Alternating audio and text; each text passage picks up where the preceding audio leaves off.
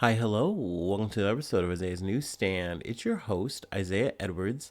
The date is May 27th, 2023. Hopefully, this episode finds you well, in good spirits, and high hopes. As for me, I'm doing pretty good, feeling pretty great. I'm actually kind of recording a little bit late today. I guess technically this morning. It's 12:30 in the a.m. as of recording this. I well, so let's just get into the food corner, and that'll kind of help explain some things of how I got here. In a little of my day too. I'm working. My trash pickup comes late for my job, so I'm actually like an hour behind. And I kind of realize, like, oh, so I'm definitely going to get some overtime today because I have to kind of make that up, or I want to make it up so I can make some more money. Why not? So, wind up like canceling all my plans, um, saying like, okay, we're gonna work. I was gonna go and come home and make dinner, but then I also was like, it's Friday. It could be a pizza night. And then once I knew I was gonna do overtime, I was like, oh, it's definitely pizza night. So get off work, order two medium pizzas from Domino's.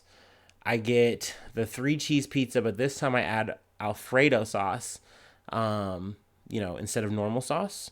And then on the other pizza, I get pepperoni and sausage. Gotta say, they're both pretty good.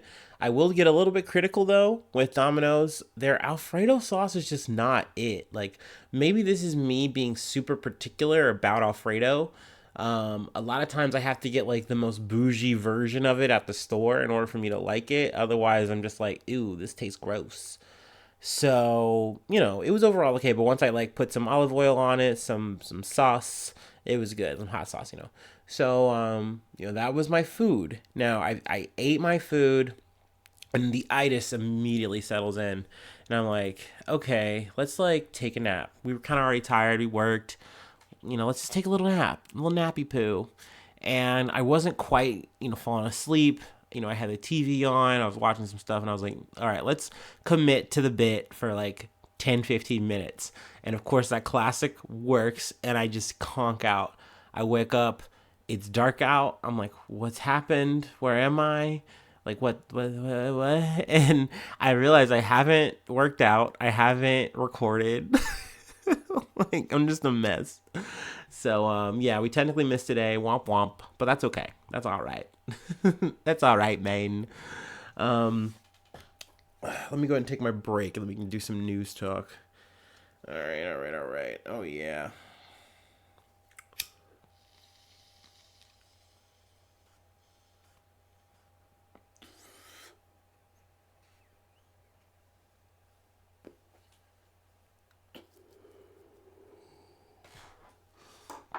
Oh yeah.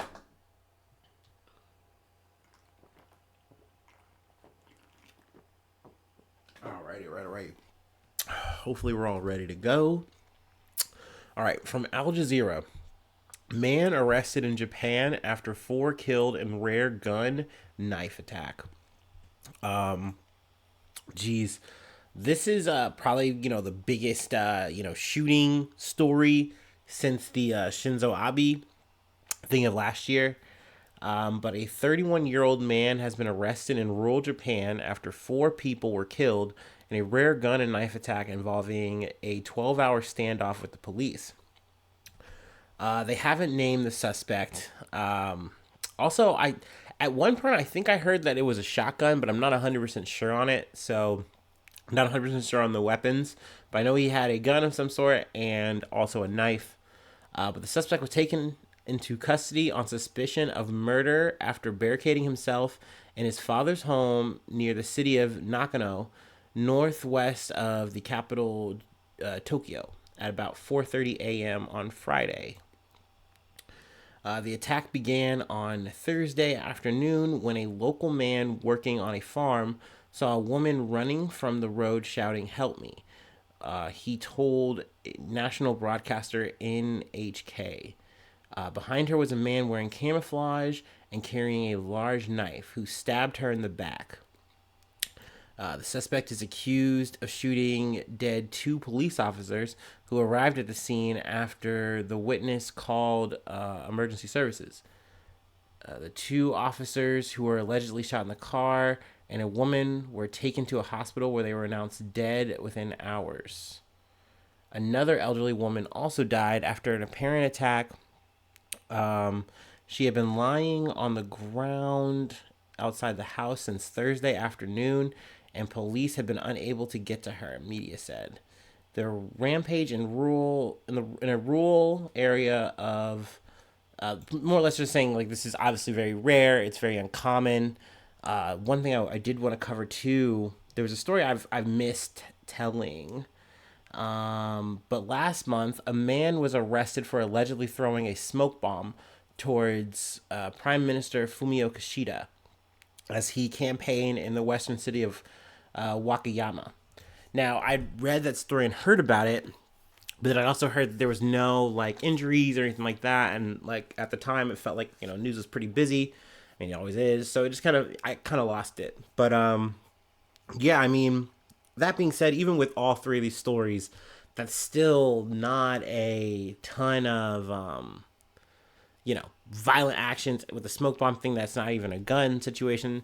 But yeah, even though it's rare, I think if anything, because it's rare, it kind of makes it have more coverage because it's like, oh my gosh, like this is, they literally said the classic thing, like someone's just like, this just doesn't happen in our town, and you hear that a lot. In America, we've heard that time and time again, even though we literally have a shooting like every fucking day. That being said, fuck statistics and all that. It's just, it's a sad situation to hear like 4 people dying, just for no reason. No, and we don't even know the cause yet, but, at least the motive. Hopefully that information comes out in time and we can, update the story. Let's see. Speaking of updates, we got a big one here from NBC News. Oathkeepers founder sentenced to 18 years in January 6th seditious conspiracy case. Also, another one I kind of crash into, Jessica Watkins, Oathkeepers member and Army veteran sentenced to 8.5 years in prison for January 6th. So, these are combined stories. Essentially, it is the sentencing of the Oathkeepers that has been dropping. We talked about that, I want to say, about a week or so ago with Enrique Terrio with the Proud Boys. He just got convicted for his seditious charge, so we'll see how much time he's going to get in the future. But the founder of the far-right Oathkeepers has been sentenced to 18 years in federal prison in connection with the January 6th attack on the Capitol following his conviction on seditious conspiracy. Stuart Rhodes, aka the real life Starwolf, is the longest. He has the longest imposed sentence so far, which I mean is pretty big, and I think it's warranted. Even though he wasn't, on the ground, storming that day, he was organizing it. You know what I mean? He had been on the scene and then left, and then via text messages and all that kind of shit. Was holding court. So his words, his actions before, during, and after, the riot, whatever the fuck you want to call it, January 6th, the insurrection, he was a strong driving force. Now he has started calling himself a political prisoner. Excuse me. More or less calling. I don't know. I really don't know how to word this kind of stupid shit these people be coming up with. I guess we'll just read it. The sentence for Stuart Rhodes is the longest imposed on a January 6th defendant to date in a politically charged speech in a courtroom just before sentencing. He called himself a political prisoner and said that when he talked about regime change in a phone call with supporters earlier this week, he meant he hopes that former President Donald Trump will win in 2024. Yeah, the fuck he does hope this, because Donald Trump has insinuated, hinted that if he gets elected, he will pardon many of the January 6th rioters because he feels like they did nothing wrong and they're being wrongly persecuted. I think it's a tactic. Even if he does get elected, I really don't think someone like Stuart Rhodes would probably be on his list just because it's just way too high profile of a name. That being said, who knows with Trump? He's full of surprises. Um, but yeah, I mean, the judge disagrees obviously with Rhodes. He's like, nah, man, like you were pushing this fucking panic the whole way. This has nothing to do with democracy and had everything to do with you throwing a full blown tantrum and then, putting actions to words. Once again, even if he wasn't necessarily boots on the ground, if he wasn't like, actually breaking down the doors or whatever the fuck, he was organizing it. He had, you know, weapons and stuff on the scene, not necessarily like at the scene, but readily available in town or at least near town. So if anything popped off, they would be ready. And almost in some ways, like, I'm not putting so much all of this on him or anything like that. Like, at the end of the day, let's not forget that Trump riled these motherfuckers up. But Rhodes was the kind of person who was there to make sure that Trump was going to do that. You know what I mean? Because he wanted to have this like all or nothing energy to this. Like, oh, if Trump loses, democracy is over. So we have to stop this.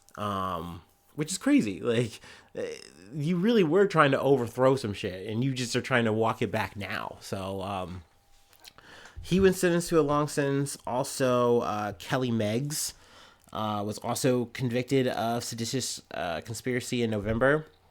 Now, granted, I think he has less time, or he's going to be facing less time, a lesser sentence, if you will. But I think he at least had the foresight to say, "Oh, I'm in trouble. I'm going to at least say I'm sorry." And I think the judge is like, that's way too little, too late. But I do think that this does count for something. Same thing with Jessica Watkins.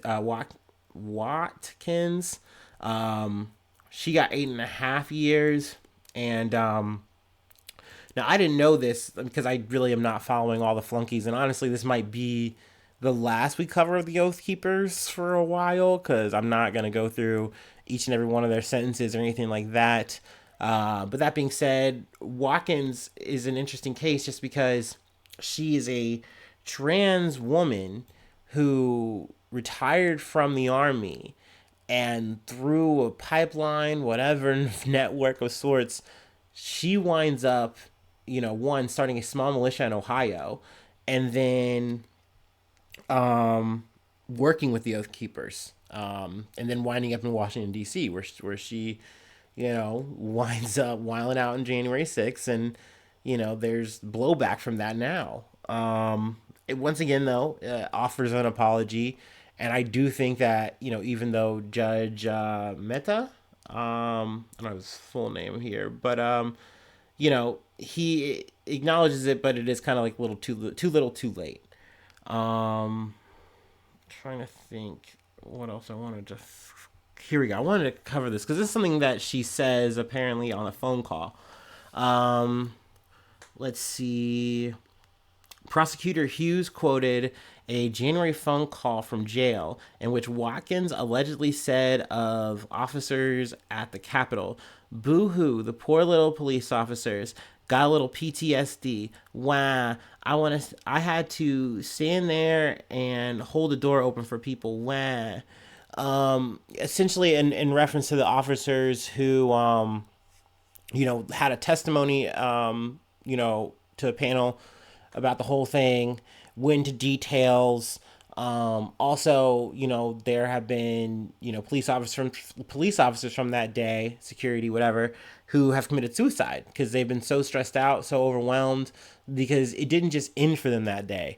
If anything, it just got started because then you had people literally like sending you emails, death threats, all kinds of shit. Like you weren't getting any kind of peace.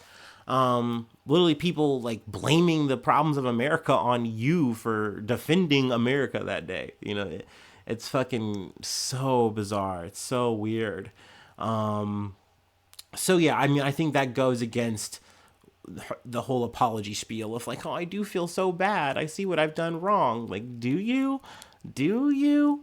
And I think this is a common trope. It's very frustrating, right? Because you're going to have two kinds of people here. And I don't just mean these big organizations, the Oathkeepers or the Proud Boys. It's anyone who's participated in this shit. Either they go, "Oh shit, you caught me. I'm sorry, I shouldn't have done that. I was wilding out, like, my bad. Or you have these people frothing at the mouth, yelling, oh my God, it was Trump or we were all going to die that day. So, there's really no winning. I really hope that all these people get buried under the jail. I mean, I'm not big on the prison system, but it is what it is. And as far as I'm concerned, these motherfuckers are all treasonous sons of bitches. But it is what it is. I think a lot of people got a lot of small cases. And I think they're trying to make an example of the groups and the leaders of said groups. So I don't know. All right, we can go ahead and move on to another group I don't like: politicians. Ooh, no. All right, whatever. From the Insider. These are two. These are the two House Democrats who voted with Republicans to overturn Biden's student loan forgiveness. So yet again, I guess I'm getting it wrong, or there's a twist of fate. I think the last thing I shared about the student loan thing was that, Biden has kind of come to a conclusion, come to a bit of a resolution. I got a message from my friend saying, like, oh, look, like, it looks like my debt's going to get paid. It looks like it worked out. And I was like, yo, cause, like, you send me that link? Because I haven't heard about this. But essentially, it looks like that bill that Biden, had is going to get overturned. And I think the thing that really bugs me here the most is that Democrats, yet again, shoot themselves in the foot just to help out Republicans do a thing. And it's like they have a reasons, but it's always so fucking stupid. House Republicans had some Democratic help in passing a bill to block President Joe Biden's student debt relief. On Wednesday evening, the House passed a GOP-led bill, the first introduced by Representative Bob Good, which also fuck Bob Good, to block Biden's plan to cancel up to $20,000 in student debt for federal borrowers, along with ending the latest extension of the student loan payment pause. The measure passed by a vote of 218 to 203, but it wasn't just Republicans who voted in favor of the legislation. Now, at the end of the day, before I go into my little rant spiel, whatever here, it didn't matter. These two people, they don't matter. They're non-factor ass motherfuckers. But they went out of their way to side with Republicans here. And one of them, Jared Golden of Maine, he didn't really talk or say anything. And then there was Marie Gluesenkamp Perez of Washington. She did make a Twitter post about her reasons why. Let's see. She wrote on Twitter on Thursday that expansions of the student debt forgiveness need to be matched dollar for dollar with investments in career and technical education. I can't support the first without the other. The severe shortage of trade workers needs to be seen and treated as a national priority. It's about respect. It's all for repairing what's busted, but the higher education system is totaled, she wrote. College costs too much, and the credentials produced get unwarranted results, get unwarranted social status, justifying more cost increases by our country's elite. They need to snap out of it, and the system needs a total overhaul. Okay, awesome. You're right on the last part. But at the end of the day here, doing a tit for tat thing because trade workers aren't getting theirs is petty. It's just as petty as the argument of, oh, well, I paid on my student loans, so like why should they get a break? Like it is about people making it about themselves, and you're trying to appease that swath of people, and that's not what this is about. Like, you're doing a thing that is helping a large group of people. Does this necessarily help me? No, I did one semester of fucking college. I paid that shit off, moved on with my life. But at the end of the day, I have plenty of friends and plenty of people who do still have to pay this stuff. And they've had to, stall it. COVID happened. No one knew what they were gonna do. Shit was on pause. We now have a chance to potentially convert that shitty ass moment and get a silver lining out of it. And instead, Republicans want to try to be like, "Oh, but what about us? What, like, even though they've paid and used loans and things of that nature. So it's like, if you had one now, you'd be getting a bailout for it. It's just weird. It's just very annoying. But like I said, this would have passed regardless of these two people. Republicans obviously have their intentions, and even though they only have the House, they still just find a way to fuck shit up. Um, and I don't know. I just, it's so annoying time and time again to see how useless Congress is. So currently, I don't know the fate of this student loan thing, like if it's gonna get overturned or not. We'll see. I'll try to give you guys the best coverage I can. I guess this is a bit of a mea culpa rebuttal, but I mean, I can only kind of play by ear and what I see and what I read. So, you know, it's frustrating, man. I just want this shit to be done. Biden said, "Hey, I got something for y'all." Boom, and then it was just a false promise. Yet again, another fucking false promise, dog. It's so frustrating. And actually, we're gonna keep on this note of Biden fucking L's. Kind of wrap up the episode with this kind of shit. Let me go ahead and take my break.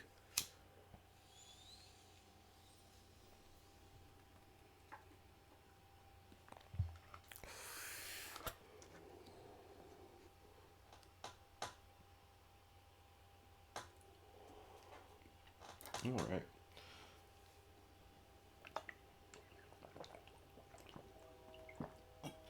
All right. Sorry, I had to hydrate. All right. From ABC News. Biden optimistic for debt ceiling deal after new date. Okay. I've talked about the debt ceiling stuff in a not much. I just really haven't wanted to talk about it. If you're a newsie, you're hip to this shit, you're probably like, "Oh, Isaiah, like this shit has been going on and off the news like every day. You haven't covered it like at all." And that's just because I find this whole situation to be a really silly, stupid standoff, and all the solutions are apparently very bad. And also, I come to find out that yet again, Biden could have handled this shit when he had the majority in the House. Now, granted, it wasn't 100% because we always talk about how there's always a bad apple in the bunch when it comes to the fucking Democrats. You don't know if it's going to be Manchin, you don't know if it's going to be Cinema, or some cabal of like 7 to 10 motherfuckers who just don't care, who are going to go out to the highest bidder no matter what, for whatever fucking reason. Now, the debt ceiling, the default date had been set at June 1st. So, I mean, we were reaching a critical date. I believe it's like, what, 3 or 4 days away or some shit? No, maybe about 7. I don't, under 10.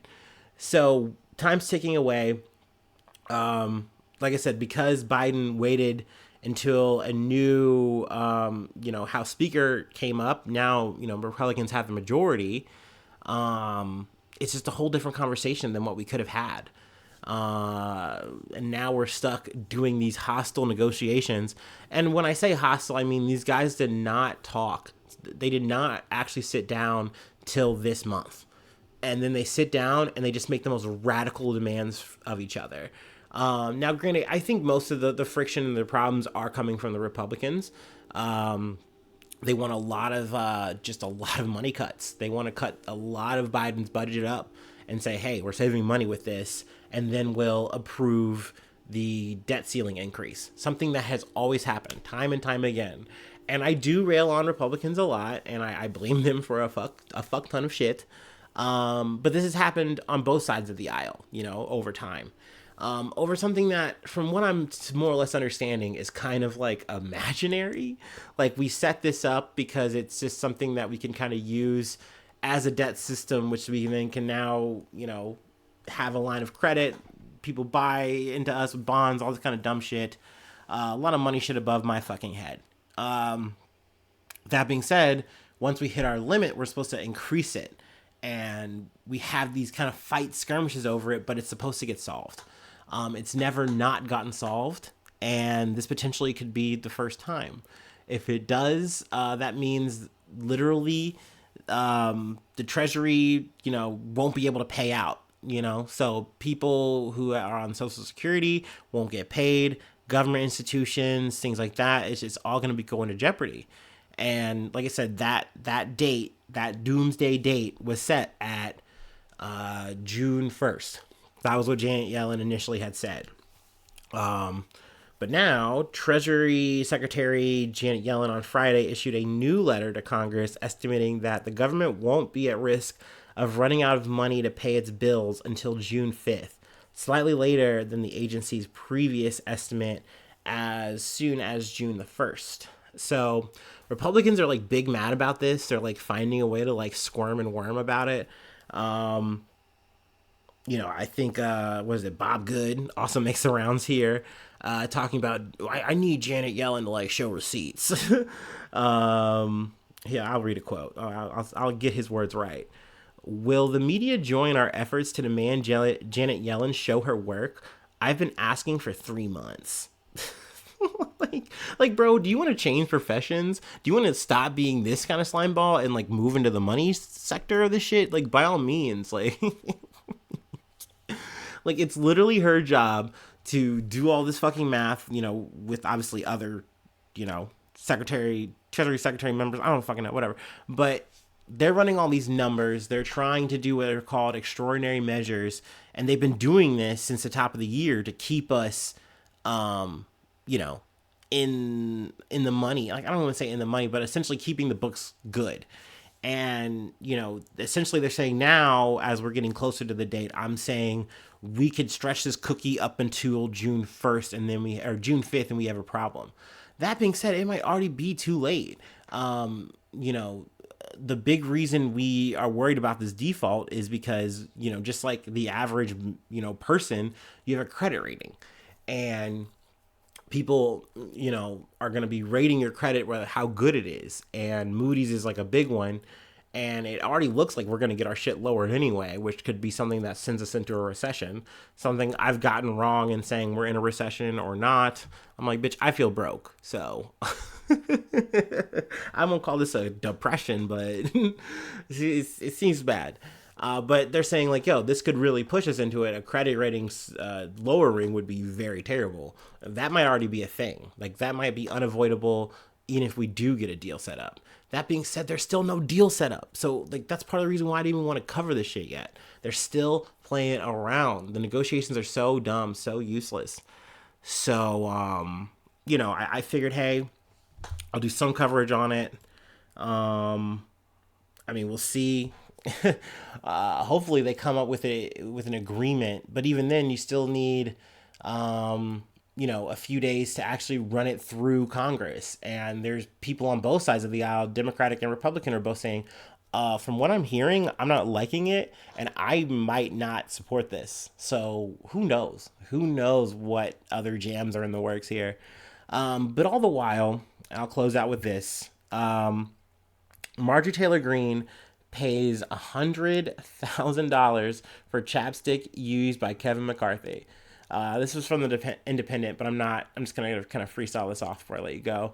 Essentially, they were doing this auction for, Republican fundraising, and, no one was buying this chapstick for auction, but essentially McCarthy sweetened the pot, and he said, I will have dinner and sit down with the winner and, some of their constituents or whatever the fuck, people who donate.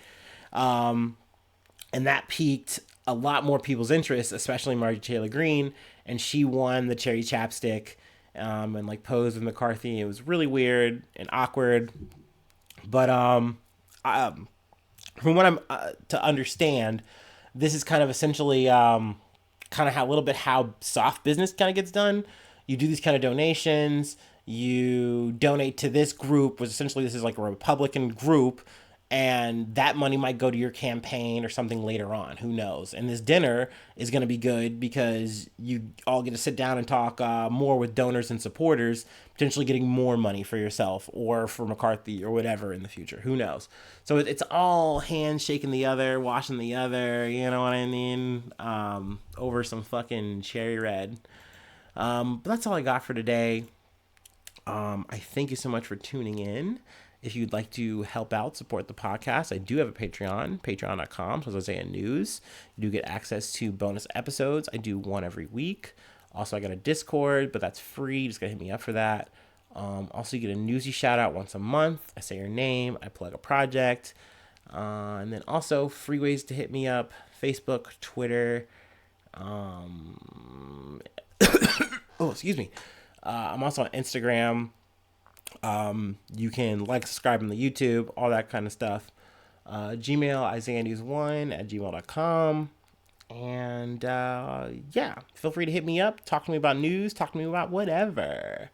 But hopefully I see you soon for some more good news. I love ya. Bye-bye. Mwah.